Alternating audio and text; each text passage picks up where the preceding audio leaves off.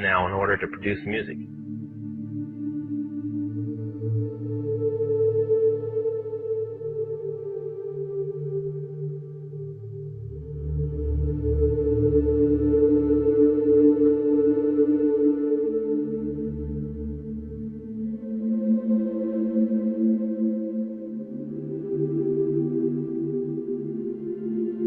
After it's been recorded, it's taken in. This is why a master's cut months in advance before it's released. On the full moon, it's taken in to a temple room about the size of this auditorium that is in every one of the major music companies, behind locked doors up in the executive office. And it's placed on an altar, setting in the north of the room, and a pentagram engraved in the floor. And 13 hand-chosen witches and wizards and a coven come in and conjure a principality or a power up, usually Regia or something like that, and order him to tell the demons under him to follow every record and every tape coming off of that master. If that's too hard for you to believe, I'm sorry. That's why they do it.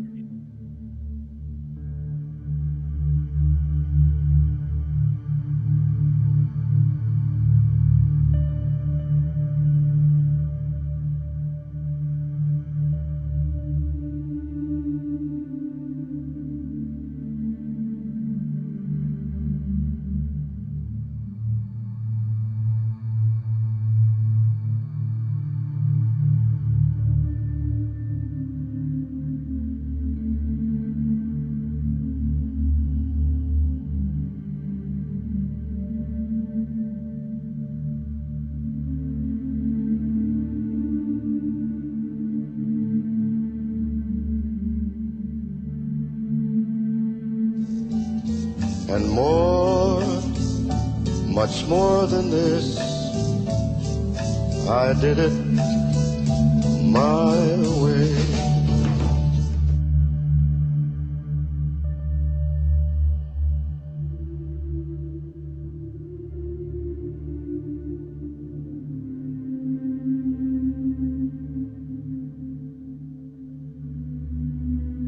Hailed as one of history's Wolfgang Amadeus Mozart, a Freemason himself, composed a symphony, which was an open display of Freemasonry. The symphony is based on a story taken from Egyptian mythology of Isis and Osiris.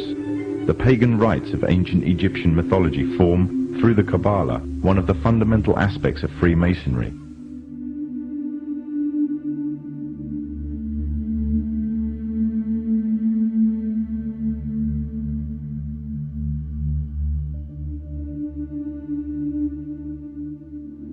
It is hard to overestimate the impact that the Beatles had on the world at large, as used by the millions were given a form of emotional shock treatment. They influenced everything that I've ever done. I even remember, growing up hearing Beatles songs. All their songs are timeless. They built the structure for rock and roll. The Beatles actually were bringing everybody along with them on their voyage of their discovery. The Beatles went out and took the world by storm.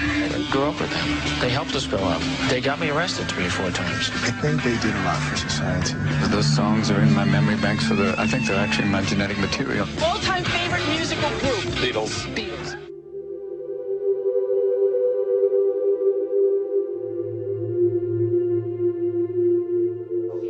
You go back and listen to Sgt. Pepper's. They were brilliant. Sgt. Pepper changed the world.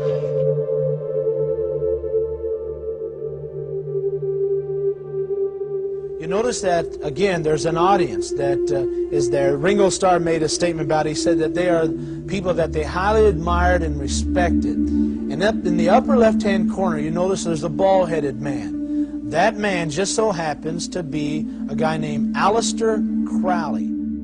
The Beatles also placed a picture of occultist William Burroughs, who claimed to have become demon-possessed after killing his wife on the Sgt. Pepper's album. Also making the cast was the most popular starlet of the 1960s, Jane Mansfield. Mansfield was a high priestess in Anton LaVey's Church of Satan. Mansfield admitted to using her Satanism to both seduce and gain worldwide fame. The Beatles also placed a slew of Eastern gurus on the album. Incredibly, one of the people who was to be pictured on the album as part of the Beatles Club was none other than Adolf Hitler. Hitler was yanked presumably because he was considered too controversial to appear on the album. Hitler's picture can be seen on the sidelines just prior to the shooting of the album cover.